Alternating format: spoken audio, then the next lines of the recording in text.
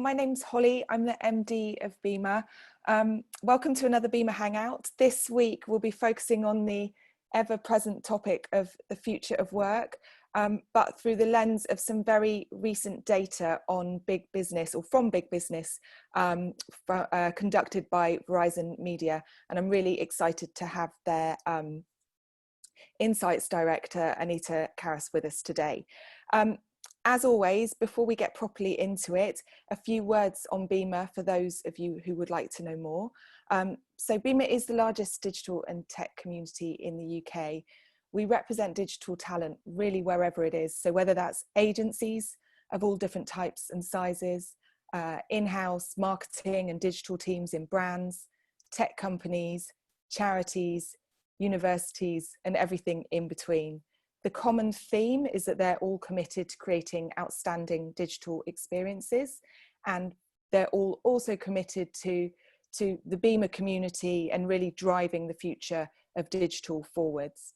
So as many of you will know, BIMA is pretty much doing something every day of the week. So lots of hangouts like this one, masterclasses, roundtables, lots of different programs from our 21 different councils and think tanks, but they all speak to a number of different values, I guess. So it's all about developing knowledge, best practice, case studies to support innovation and craft. It's about upskilling our current generation, but also helping future talent and paving the way for new talent to come into the industry.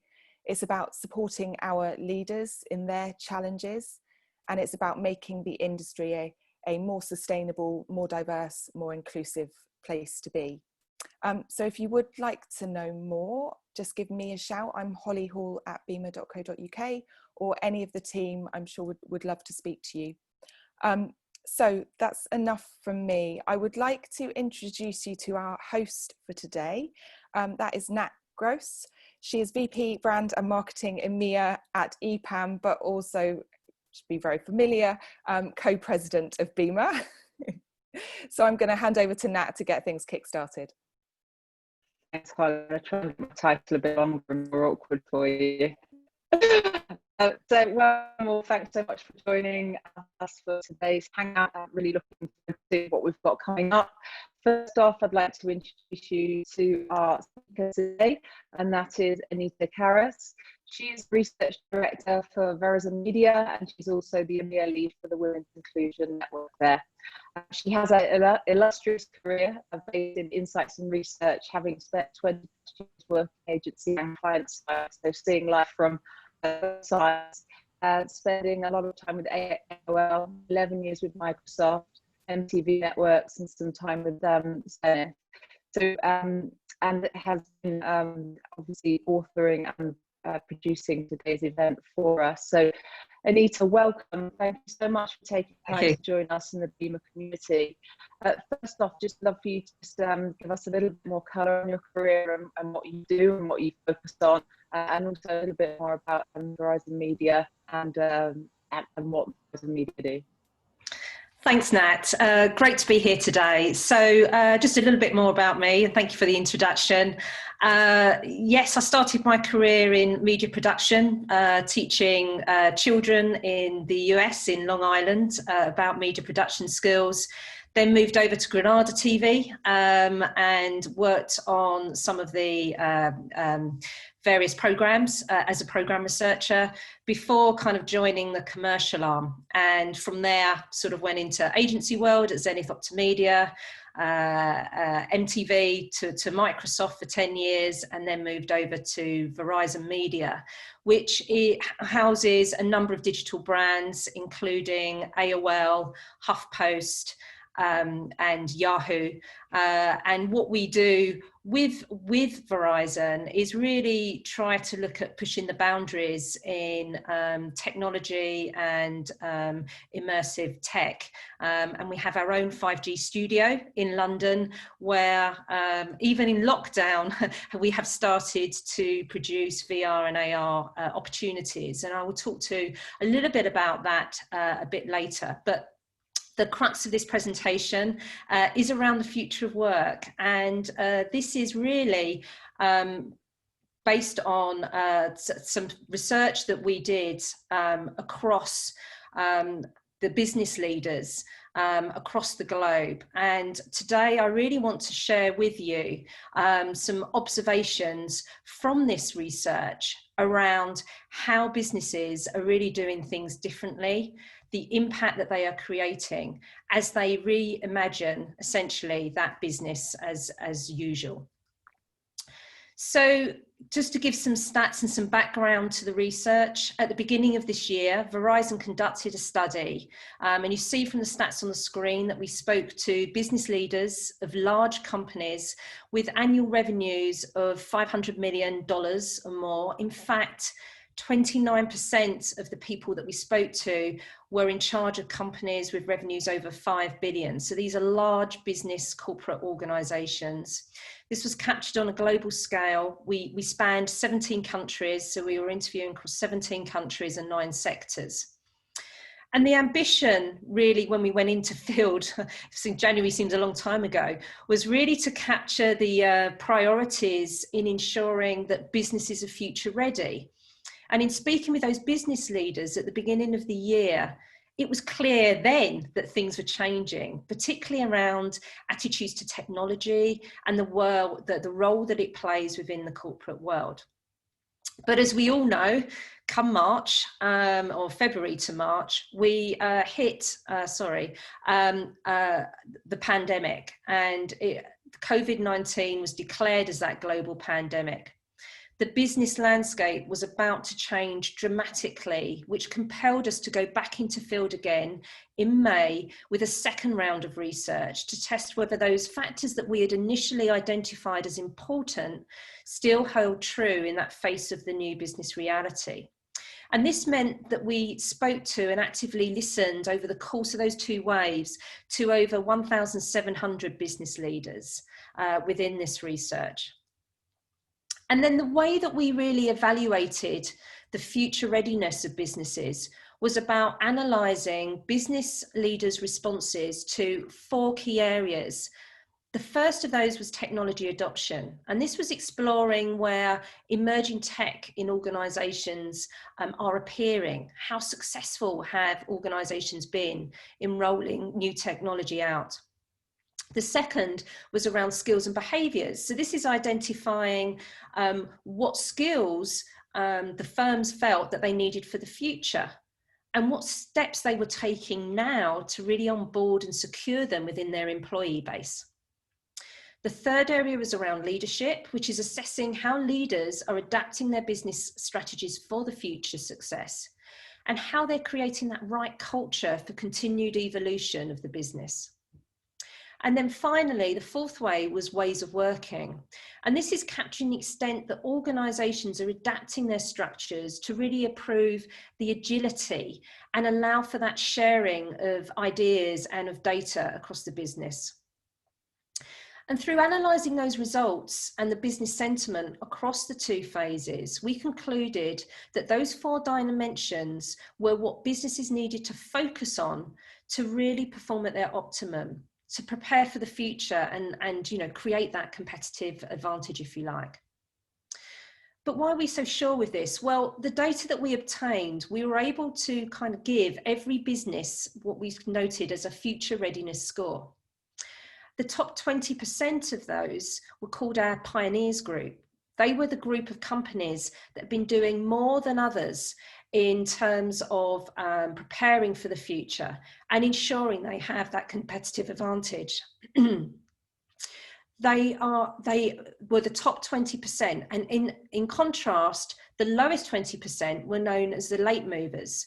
The average score across those companies that we surveyed was 6.7. So what we saw was companies had a lot of work to do and progress to make, no matter where they were on that spectrum. If we look at the key differences between the pioneers and the late movers, we can see from the stats above that the pioneers demonstrate that culture of continuous learning. They are preparing for a more distributed, flexible and remote workforce and taking a long-term view on how they must adapt both their skills and the skills of their workforce. They are investing in that advanced technology as a strategic priority and have that familiarity with emerging tech and committing to environmental, social, and corporate governance. And you see that from those significant differences in that black line versus the grey. And the reason that we're focusing on the pioneers, as we see, is that their efforts have been rewarded. We see from the performance perspective that the majority, at 63% of that pioneers group, claim to have grown their revenue by more than 5% over the last 3 years. This is 3 times greater than those late movers and 1.8 times higher than the average, which suggests by focusing on these 4 areas, both the health of the employees and that bottom line really does seem to improve.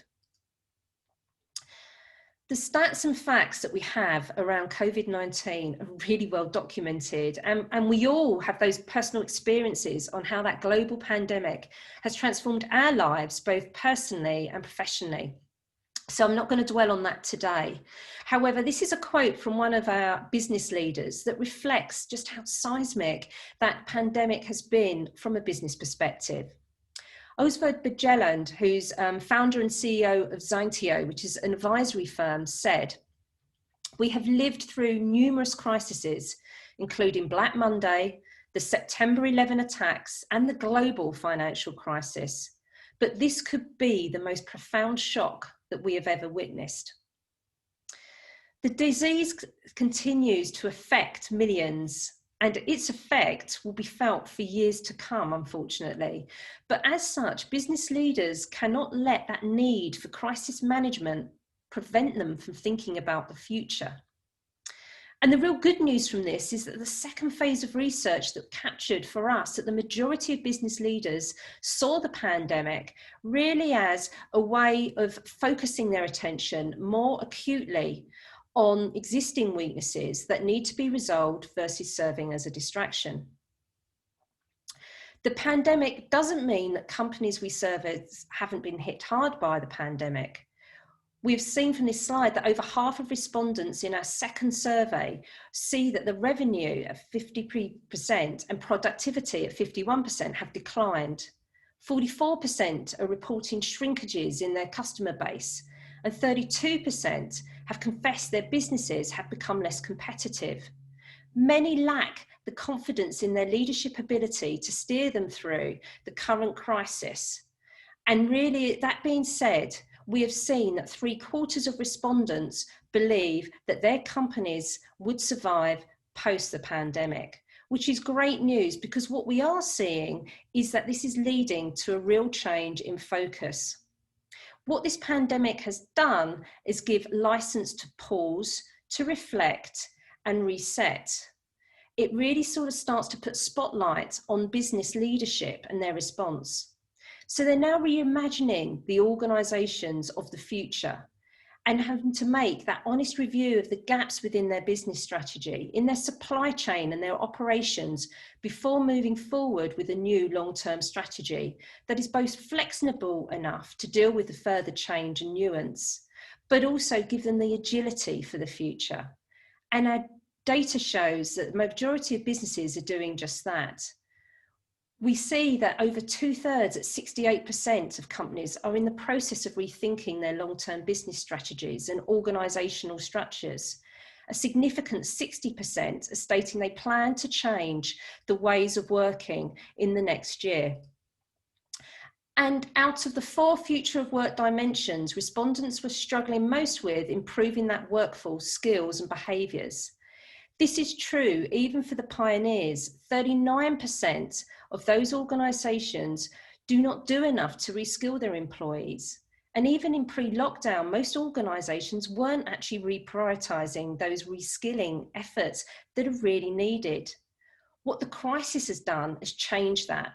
Now more than 70% of respondents in our survey, for example, cited that importance of adaptability, digital skills, problem solving and risk management, We should also take note of the fact that human skills and empathy are really coming to the fore, with emotional intelligence, which prior to lockdown ranked low on the list of strategically important skills, has now grown in importance and actually ranks 5th at 69%. Adopting new technologies is seen as fundamental to our future organisational success. 2/3 of leaders believe that rapid deployment of technology is more important than ever for our business strategy due to that pandemic. And we're all witnessing those increased demands in tech infrastructure as we think about what's needed for us all to work from home remotely. In fact, 74% of respondents said that the crisis had driven their organisation to create those policies to really support remote working. And 68% state increased home working will continue even when the pandemic subsides. However, we do see that there are stark differences when we compare those pioneers to those late movers. Pioneers are really investing in those new technologies, be that the Internet of Things, artificial intelligence, machine learning, and doing this to really create new capabilities and new business models. Whilst in contrast, we see that the late movers are focused on reducing costs, investing in data and analytics, cybersecurity and protection. These are real stark differences when we think about these two groups and what progress they are making. Taking automation, for example, 74% of pioneers are saying they're using that in their business processes or about to, whilst only 6% of late movers are able to say the same. And perhaps unsurprisingly, pioneers are more likely to also be investing in 5G. There is that recognition amongst this executive group that the crisis is not inducing a temporary interruption that must be survived and then we get back to life as normal. Instead, it's viewed as opening that door to a new future. And this really leads us nicely on what we can do as Verizon Media to help our customers in reimagining the role that digital can play and how it can enable further business diversification and disruption. A troubling question, especially for business-to-business marketeers, is in-person events, with many of us struggling to replace that quality of leads that we get from those live events. So perhaps nothing shows this better than our work with the fashion sector, where in the UK, we partnered with the Museum of Other Realities and the London College of Fashion to reimagine really what a fashion show event could be. We call this the Fabric of Reality. On the 29th of July, we launched this Fabric of Reality. This is a virtual event where we combined XR artists with 3 well-known fashion designers to launch their collections in a virtual space, which only virtual tech can do. It's important to note that these virtual places and spaces were designed by the minds of the designers themselves. So therefore, the headset participants were able to immerse themselves in a 360-degree experience, virtually wearing and interacting with those garments in the story worlds, completely changing the concept of the fashion show as we know it. And when we looked to the learnings, we found that this event was hugely successful, with over 150 VIPs joining in the VR headset experience. This was a mix of clients, be that H&M or Burberry, and press, which included Forbes, Elle, Vogue, and our very own HuffPost. And further, 1.8 million people have viewed this event across the globe. Can you think of another fashion show where we had over 1.8 million attendees? The consumer feedback has been really positive also, with 81% of those that experienced that event felt that they were more likely to purchase from a brand that uses VR to engage with them during that heightened understanding.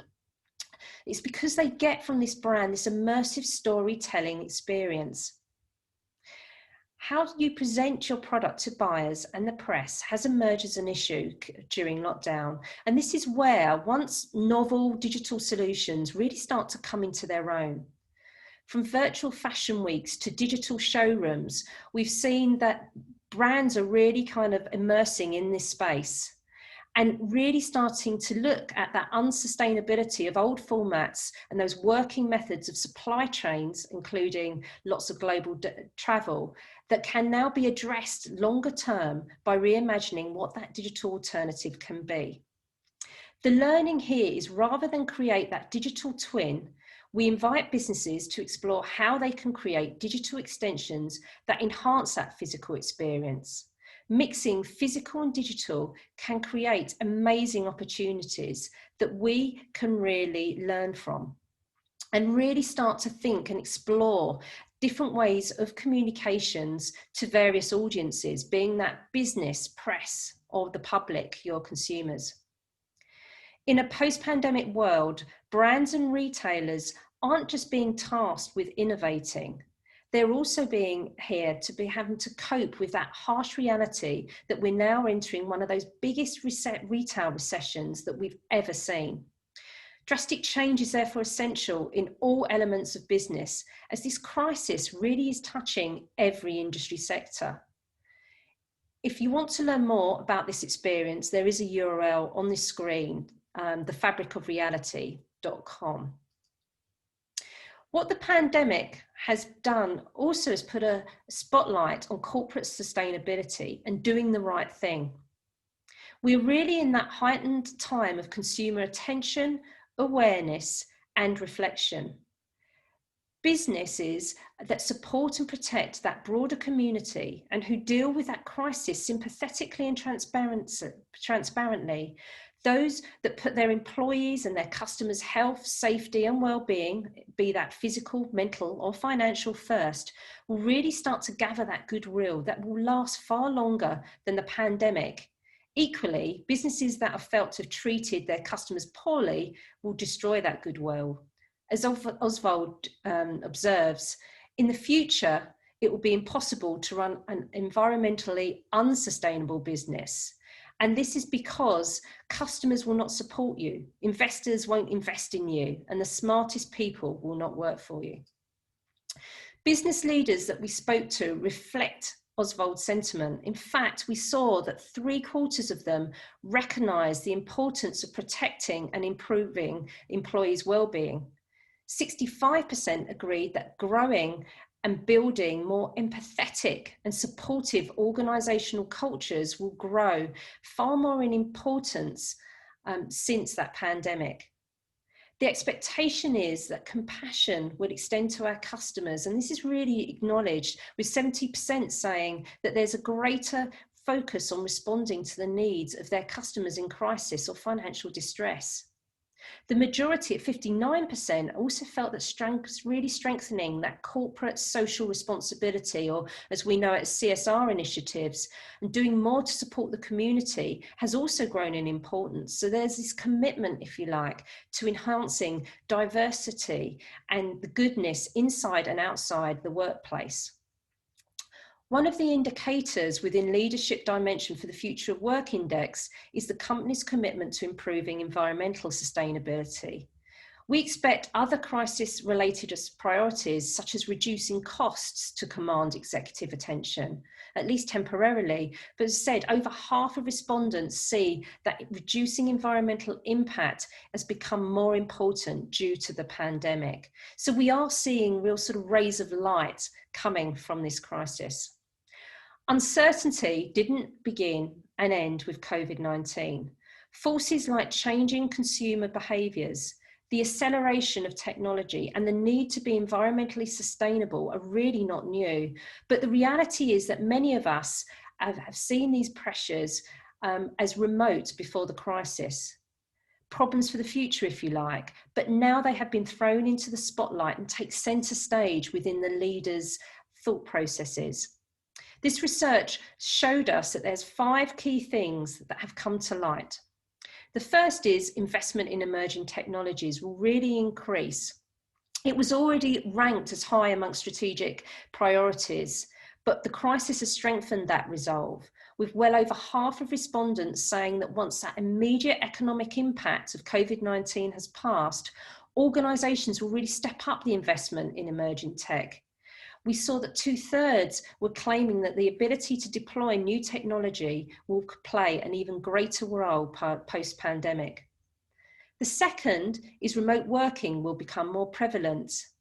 We know that people are trying to gradually return to the offices, but despite this, 2/3 of respondents say that more than half of more of their staff will work from home than before the pandemic, even after the crisis, with 3/4 really looking to show how they can enhance their remote working capabilities. And that leads nicely onto the third point around network strategies changing to support the dynamism of this more broadened network of working. More than 4 in 10 respondents say their networks have been unable to support that rapid, large-scale shift to home working, and therefore why they're boosting that investment in core network technologies once the crisis has eased. Also, 57% say that they will expect to spend more on 5G. The fourth point is around corporate and social responsibility, which is absolutely critical for business competitiveness. Those altruistic practices have really been thrown to light, with 3/4 of respondents saying that their organisations will strive harder to protect employees' well-being, which obviously makes good business sense, but 70% also say they will do more to really support customers in financial distress. And 50% of respondents are also looking to reduce carbon footprint. And finally, last but definitely not least, empathy really become an asset. When we think about adaptability, the digital capabilities and problem-solving skills that have come to life, we also see the real importance of connecting as humans, to show empathy, to show that emotional intelligence, which before lockdown actually ranked low in the list of strategically important skills for our leaders, has now grown in importance and now commands the attention of the majority at 69%. I have 2 remaining slides. This is a recommendation slide, and then I'll end on a video to close. But I present this recommendation slide, if you like, with a huge dose of humility, as we do not profess to have all the answers. And the future of work is actually evolving in front of our very eyes. But what I do think are these are 4 areas that for me are kind of sketch marks or outlines that businesses can fill in with some underlying recommendations that will hopefully help to assist in future-proofing businesses and help to perform at their optimum and really sort of lead on a competitive advantage. The first is around technology. By fast-tracking the deployment of emerging techs, whether that is Internet of Things, artificial intelligence, machine learning and automation, advanced cloud and network technologies such as 5G, we believe all of these are instrumental in putting businesses back on a solid footing and really helping position them for stages of growth. You need to think about the platforms that you use. How do they become more agile and adapt to the changing technology and business needs and really pivot to perform well with the threats and the opportunities that it brings? We need to think about digital complements as we go back to physical events, be that virtual events or extensions of those events that can sit side by side, that really start to increase that reach, that scale, that longevity of the moment. All you need is a happening, whether that's a shoe launch, a film launch, a concert or a speech, and think about how you can complement that live event to make it more immersive versus a pure sort of reflection or replication. The second area is skills and behaviours, strengthening training programs. As technologies mature, they're not just displacing or changing existing roles, they're creating new ones. And this means training becomes more vital than ever to employ your employees and your organisations for the future. We need to balance priorities, making sure that empathy, emotional intelligence, ethical reasoning, and more human skills are given the weight in the strategy that they deserve, because it's only then that you really have the coping mechanics for change. And then we have leadership. We don't expect leaders to have all of the answers, but we do expect them to be brave, to not sort of be tied to old working practices and legacy systems, but be able to set the tone, be able to write new rules and lead by example. and also to commit to social responsibility, to strive to reduce waste and carbon emissions, to drive diversity and equality, and help local communities where you can. These are not only the right things to do, they make good business sense. And then we've got new ways of working.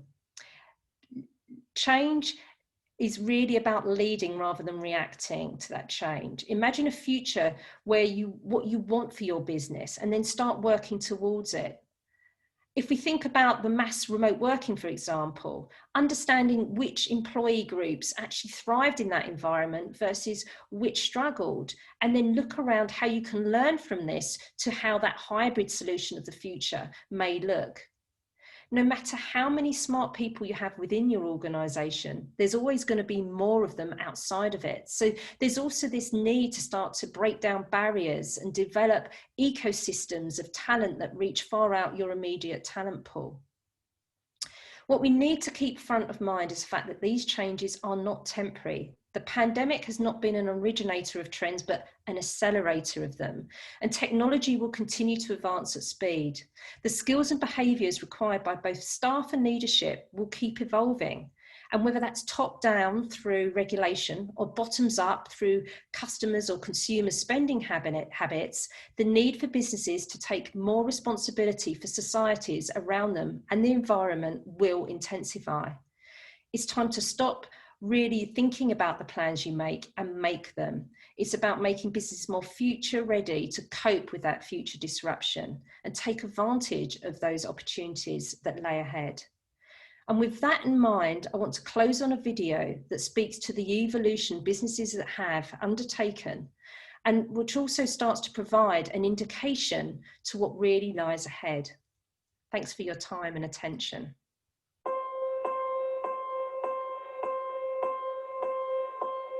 The turning points in human history have all been about things. The Industrial Revolution was about machines. The space age was about science and rockets. The information age was about computers and data. But now, we are entering the age of humans.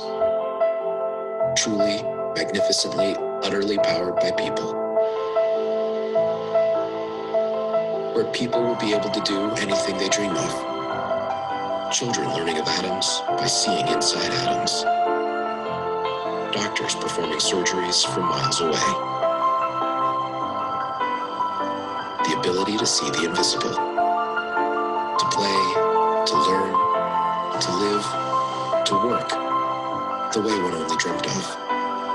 Because with 5G ultra-wideband, technology is no longer about what technology can do, but about what people can do with it.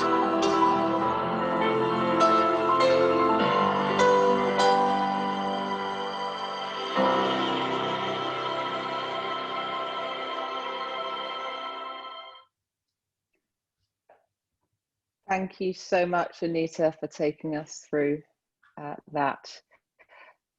Talking of network strategies, I do apologise, my network is really playing up this morning, so hopefully this doesn't get too bad. If it does, I will jump out and come in on another device, but let's see where we get to. So firstly, fascinating, and we obviously spoke before about the report, and there are so many places to go. We have a couple of great questions already, and I'll bring them in at some key times, but the first thing that I wanted to do was just touch on 4 areas that businesses need to look at and focus on, and you really divide the report into 4 areas. So we're going to just take a few questions on each of them just to get us going. I do encourage as many of you as possible to please join in and ask questions. And the first one I want to touch on is technology adoption. One of the things that I found quite surprising actually was how far ahead actually the pioneers were in the areas that they were focusing on, given that I think probably a lot of us who are on this call are working very closely with our clients on their multi-cloud strategies, and some of the areas that are still pretty nascent, that the pioneers seem to sort of have done and dusted, as it suggests, but maybe going to and doing are 2 separate things, we'll see. So be interested to hear your views really on what you found sort of interesting and surprising on the technology adoption piece. But also, I do think on when we talk about IoT, less so on automation, it's quite hard to find great case studies and great examples of adoption. There's not that many out there. So be really interested, given your research and where you work, to sort of understand, are there any great case studies that you can point to? So I suppose, firstly, anything that surprised you from the technology adoption piece, and secondly, any great case studies that you can share with the audience.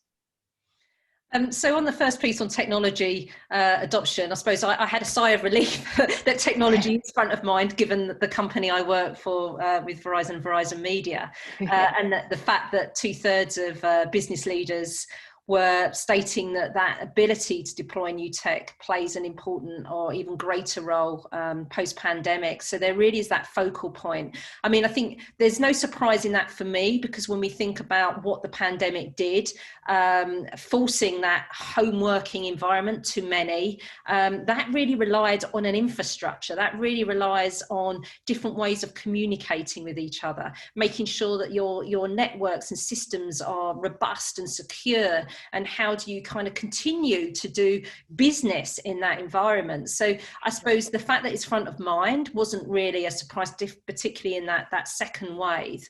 Yeah. In terms of sort of case studies or success stories, for me, I suppose the greatest examples are when companies adopt these new technologies to such an extent that you don't actually see it, i.e. it's seamless, and all it's doing is creating greater utility to that end user, rather than be front of mind of, ooh, they've adopted Internet of Things, or ooh, that's become automated. I mean, Amazon is one example, but if I go back a bit, I think Uber was a great example of this, because they had the foresight of using technology as core to their strategy to really create that competitive edge and essentially revolutionize the way we book taxis. We take that service obviously now for granted, but if you actually think about that underlying technology for a minute that really powers that business, we get this car service app where you can book your car. GPS is used to identify your location, but also those closest vehicles to you. You then bring in spatial computing that blends with the physical world, with that digital one, to really enable you to get live updates on where your vehicle is and provide you with dynamic pricing and that estimated time of arrival. Then you're able to message that driver whilst they're driving to confirm your pickup point and receive text messages of the vehicle, the name of your driver, the photo and license plate. And then finally, you get to pay for the service online without the use of credit cards. And I think the important thing to note about this is that Uber started building this experience when some of those capabilities didn't exist to the consumer. They were just sort of imagining what was there. So on our 3G phones, we couldn't do all of this, but they were so convinced in that end user experience and confident that customers were going to upgrade, that they really did sort of go to the market with this service, which provided them with the competitive edge and basically secured the investors, the investment they needed to really create that company. And then they did exactly the same for the food ordering area with Uber Eats. So I suppose for me, the important point here is, as we now are gearing up for 5G and the implications for businesses, which we believe are going to be really transformative, again, I think it's about how do you become the first movers in this space to gain that competitive edge and reap the rewards, and work with partners that can envision with you and really sort of show perhaps new or alternative ways of doing that. It takes a bit of bravery and a bit of innovation, but I think for me, as I say, I get more excited by the hidden tech versus kind of knowing that tech exists, because the work that's done has made my life easier.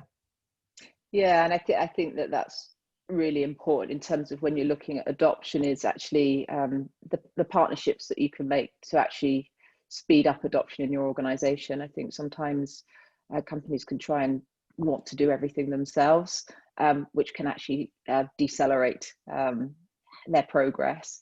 And I think one of the key things, and one of the key tips certainly we talk about, is actually thinking about what you build, buy or partner in your strategy for change, because that's so fundamental to success, and that's a big part of the leadership decision making. And we'll touch on leadership in a moment.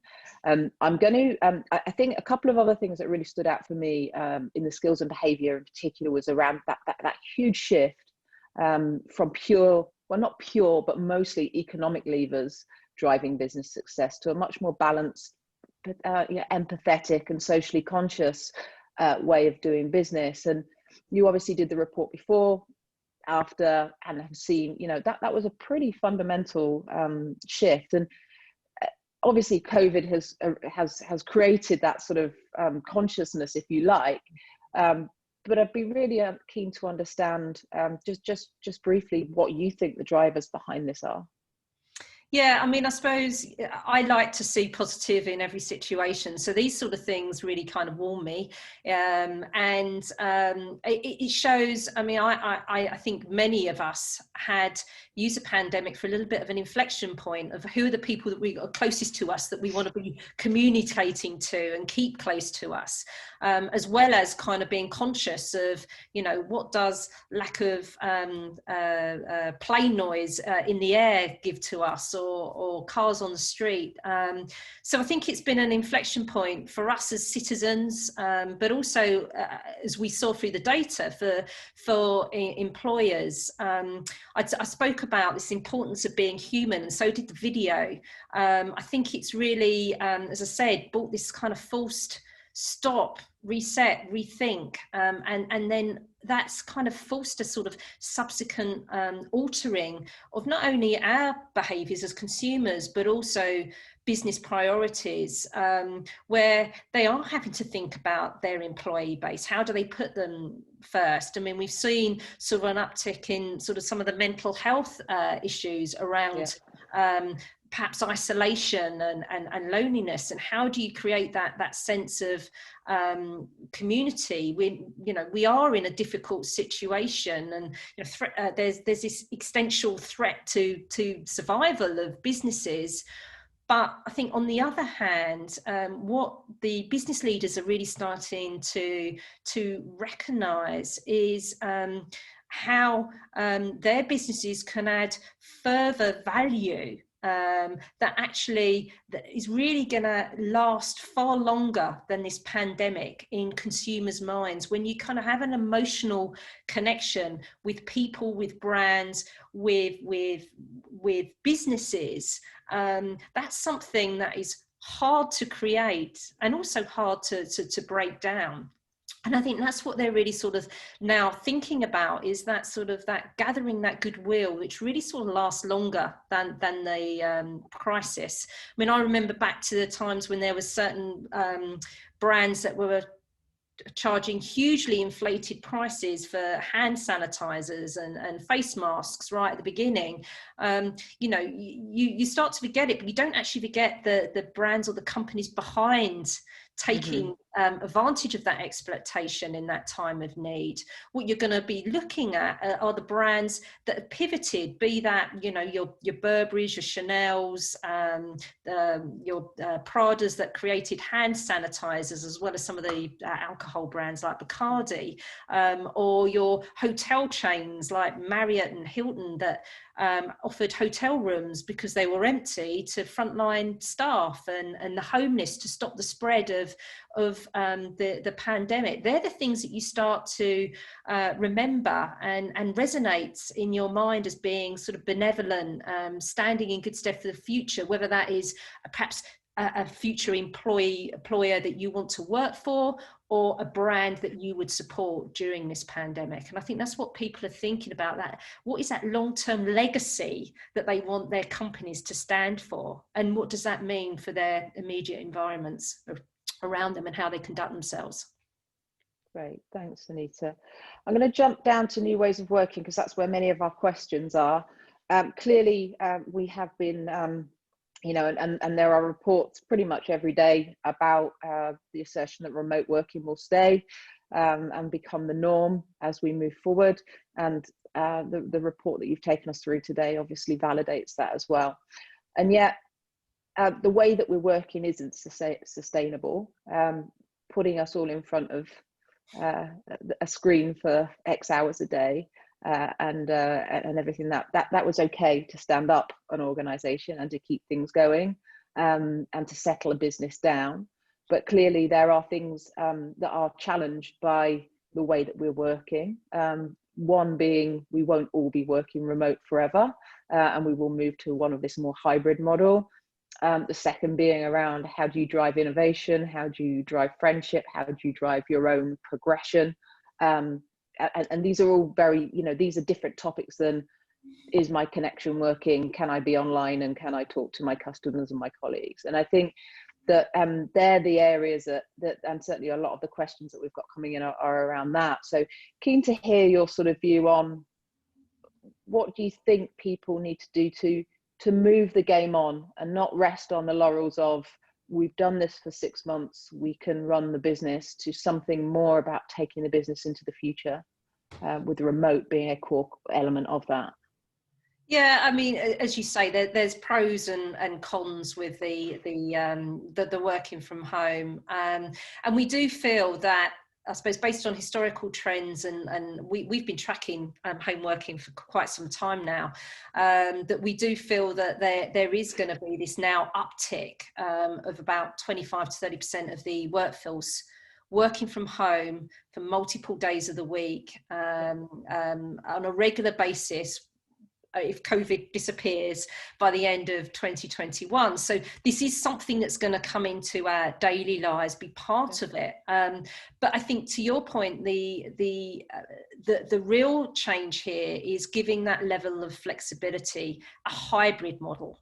And how do you make that hybrid model a healthy one? And for me personally, that's more a bit about a mindset shift. What this forced working from home has done for me is reflect on what I miss most about the office, and quite frankly, what I can do without at the office. So things that I miss most about the office, which is what things that you've touched on, things like the serendipitous connections that you make by talking to people, whether that's by the coffee machine or you're sitting with other teams during the day, or you go to lunch together.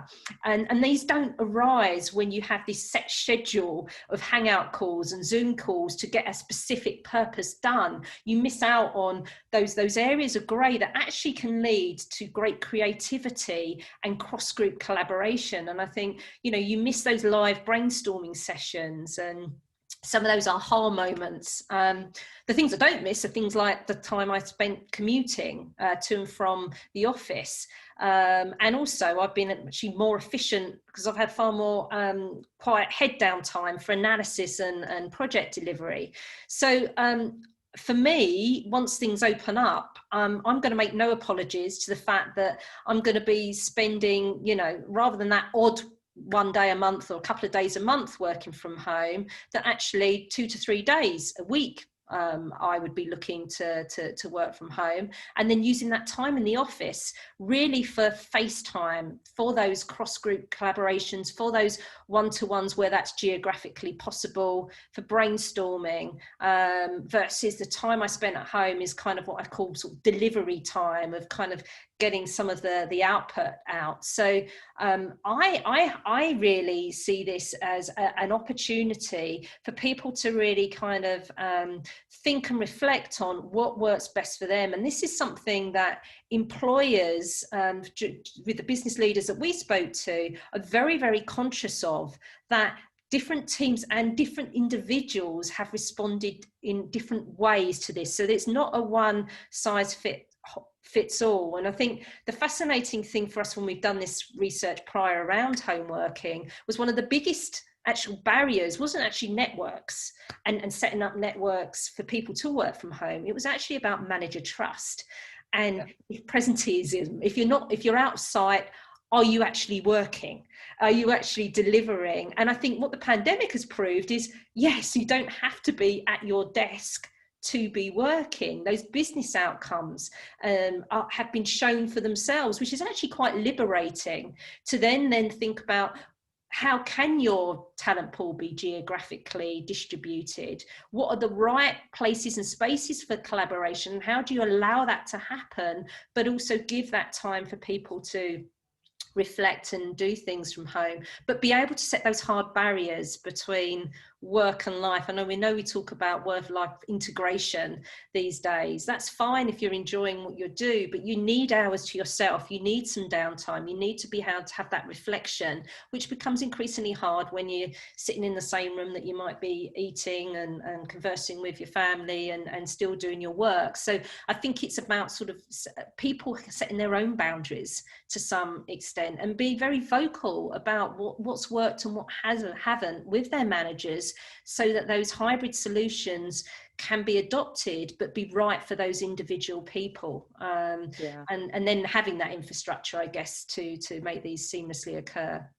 Yeah, I think that's absolutely right. I mean, we are, as we sort of head into this quasi lockdown, at the moment we're kind of at an inflection point, because people are going to be in a remote circumstance for a while to come. So I think using the opportunity to really understand at quite an individual level, because everybody has different needs inside a company, in quite, using this time to structure how you gather insight about your teams, and what you need to build for those teams to be successful in the future would be a really good use of time right now, for sure.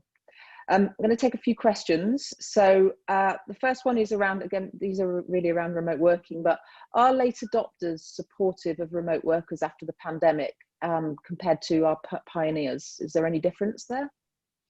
I think there was definitely far more of a catch up that was needed with the late movers, insofar as those infrastructures weren't there, the policies weren't there. So there was definitely 60 to 70% of the late movers actually were trying to set those up. They are now to a certain extent set up. I mean, it also depends by industry sector, that how much remote working can be done versus not. Obviously, in that sort of more media and advertising, perhaps that's far more easier to do remote working than if you are literally distributing products from a warehouse, etc. So we did see differences between that. What we have seen that's kind of consistent is kind of a little bit more of an openness to what can these hybrid models look like. And I think one thing that's been shared across all groups has been far more around sort of talent pools and getting the right talent for the future, whether that's investing in your employees that you've got today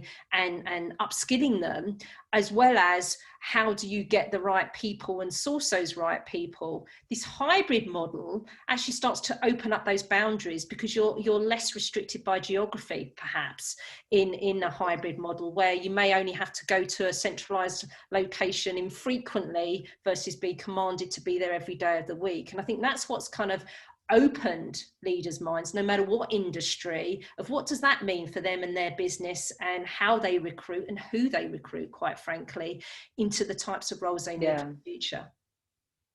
Yeah, which leads to a question from Marion, actually, about how the transformation from office to home will affect talent acquisition and talent development for those entering the world of work. So yeah. Yeah, I think, as I say, I think it's actually starts to broaden talent pools, which I think is great. I'm personally a strong advocate of diversity in voices, makes a stronger business and stronger leadership right the way through the organisation. And I hope that this starts to encourage it. I think, there is, when people start come on boarded into a company that's working purely remotely, that has its unique challenges. You don't have the same connections. It's all done on connections and collaboration and learning and kind of getting up to speed. That becomes far more sort of prescripted and prescribed in a virtual world, where you have these kind of blocks of time of Zoom calls or Hangout calls to try and meet other people and try and get work done. You don't have the serendipity. So I do hope that there is an influx of that can kind of come back, and also a forum really for those new workers to be able to share their thoughts and their observations, because at that point you're so naturally curious and have license to ask questions around why are things done in certain ways, and could they be done in a different way, which when you've worked in an organization for a number of years can kind of dampen a little bit of that why and that curiosity. So I'm hoping that, you know, that's why the hybrid to me is quite an exciting model, because if you can really get that blend right, I think that will open up both the talent pool and the opportunity, but also still enable some of those connections to be made. Yeah. And just for people that are sort of, I guess, at the start of their career, so students and new graduates that are sort of thinking of or sort of looking at their ways of working post-COVID, what skills would you be looking for? What do we recommend? And I think that one of your slides touched on this very, very well in terms of some of those broader skill sets that employers are looking for. But if you could just maybe reiterate that.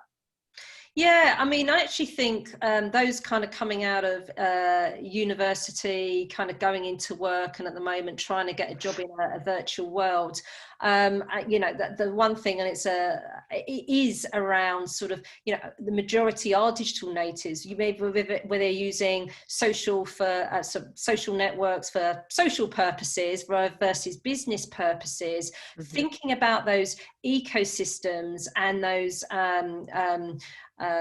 reasons why you use those tools and how they could be repivoted for business purposes has a huge amount of value to every industry sector today. When we think about sectors, and I talk around those digital sort of twins, where I don't want the digital to reflect the physical environment, but I do want it to enhance that physical environment.